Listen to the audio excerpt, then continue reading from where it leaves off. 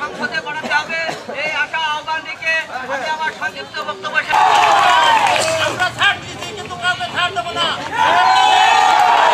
ভাইকে ধানের শীষের পক্ষে ভোট করার সবাইকে উদাত্ত আহ্বান জানিয়ে আমি আমার বক্তব্য শেষ করছি। সংগ্রামী উপস্থিতি, আপনারা ৬ নম্বর খলসি ইউনিয়নের বিভিন্ন ওয়ার্ড থেকে আগত সম্মানিত সালাম, আসসালামু আলাইকুম। আপনারা জানেন আগামী 12 ফেব্রুয়ারি আমাদের জাতীয় সংসদ নির্বাচন। এই নির্বাচনে আমাদের